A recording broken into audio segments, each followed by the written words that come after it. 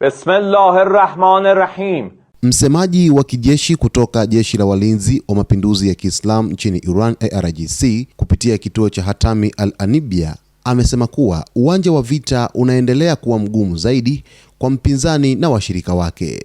Akizungumza katika taarifa rasmi, msemaji huyo alieleza kuwa Irani imekuwa ikijifunza kwa kina mbinu na teknolojia za kijeshi za Marekani wakati vita ikiendelea, hasa kuhusu ndege ambazo kwa muda mrefu zilionekana kuwa ngumu kudunguliwa tangu mwezi Oktoba mwaka jana.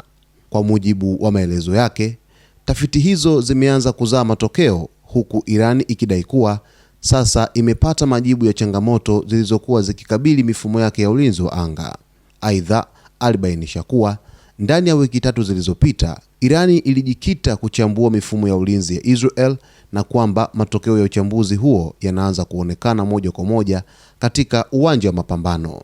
Katika hatua inayodaiwa kuwa muhimu, Irani imesema kuwa imefanikiwa kushambulia ndege ya kivita ya Israel aina ya F-16 Fighting Falcon alfajiri ya leo majira saa 10:05 kwa kutumia mifumo mipya ya ulinzi wa anga.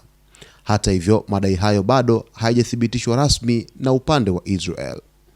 Irani imehitimisha kwa kusisitiza kuwa itaendelea kuboresha teknolojia zake za kijeshi, huku ikitarajia kupata mafanikio zaidi kadri vita inavyoendelea.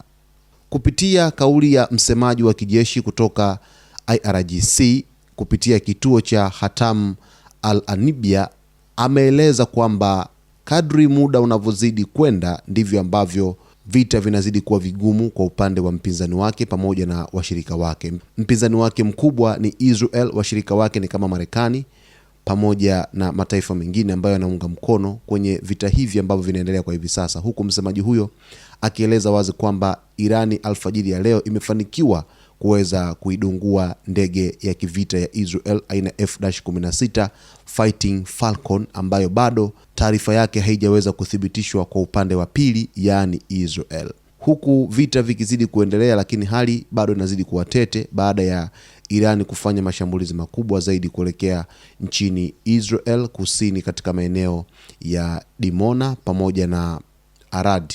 Sasa mtazamaji wetu, tuko hapa kuweza kukujuza yote yanayojiri katika anga za kimataifa. Cha msingi tu ni kuweza kuwa karibu na Zone Media wakati wote. Kama bado hujaweza kuungana nasi kwa kusubscribe channel yetu, basi ni kuombe mtazamaji wetu, wakati ni huu uweze kuchukua nafasi hii kutusubscribe channel yetu, lakini kulike video zetu, kucomment pamoja na kushare, ili basi watu wengine nao wapate ile access au nafasi au uwezo wa kuweza kutazama taarifa zetu ambazo zinatoka hapa katika chumba chetu cha habari.